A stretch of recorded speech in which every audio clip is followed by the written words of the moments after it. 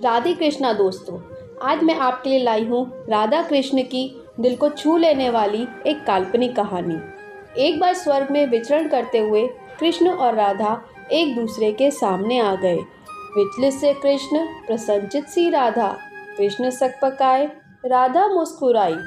इससे पहले कि कृष्ण कुछ कह पाते, राधा बोल उठी, कैसे हो द्वारकाधीश।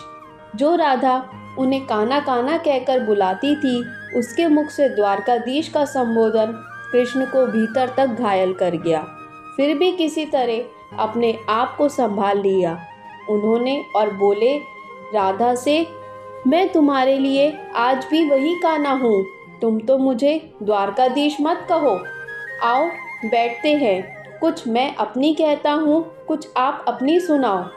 सच कहूँ राधा, जब जब भी तुम्हारी याद आती थी, इन आँखों से आंसुओं की बूंदें निकल आती थी। राधा बोली, मेरे साथ ऐसा कुछ नहीं हुआ।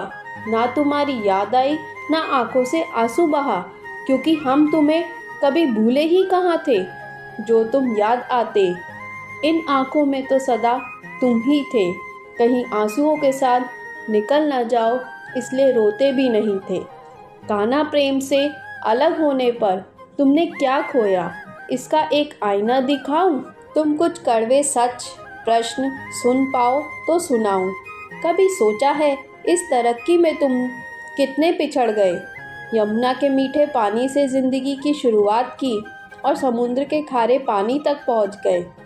एक उंगली पर चलने वाले सुदर्शन चक्र पर भरोसा कर लिया और 10 उंगलियों पे चलने वाली बांसुरी को भूल गए। कान्हा, जब तुम प्रेम से जुड़े थे तो जो उंगली गोवर्धन पर्वत उठाकर लोगों को विनाश से बचाती थी, प्रेम से अलग होने पर वही उंगली क्या क्या रंग दिखाने लगी। सुदर्शन चक्र उठाकर विनाश के काम आने लगी। कान्हा और द्वारकाधीश में क्या अंतर होता है, आज मैं बताऊं आपको। कान्हा होते तो तुम सुदामा के घर जाते, सुदामा तुम्हारे घर नहीं आता। युद्ध में और प्रेम में यही तो फर्क होता है।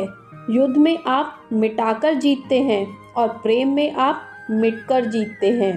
प्रेम में डूबा हुआ इंसान दुखी तो रह सकता है, पर किसी को दुखी नहीं कर सकता।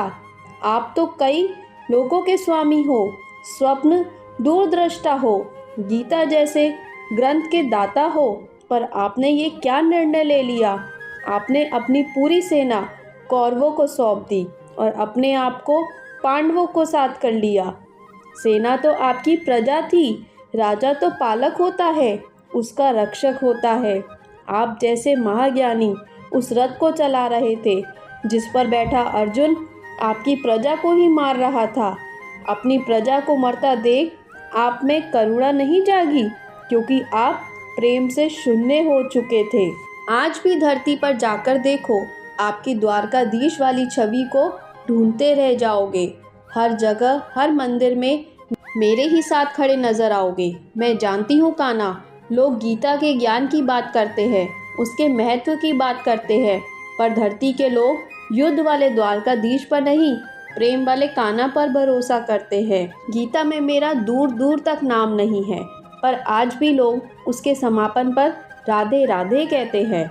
यह कहानी काल्पनिक जरूर है, पर इसके पीछे सीख बहुत ही महत्वपूर्ण है। श्री कृष्ण के पास कभी किसी प्रश्न का उत्तर ना हो, ऐसा तो हो ही नहीं सकता, परंतु राधा द्वारा लगाए गए प्रश्न चिन्हों पर कान्हा मौन रहे।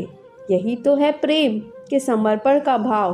पराक्रम में हमें हर किसी को हराना होता है, तब भी हम जीत कर भी हार जाते हैं, परंतु प्रेम में एक ही कईयों का दिल जीत लेता है।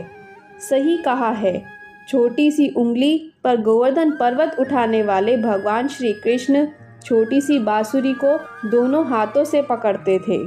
राधे कृष्णा।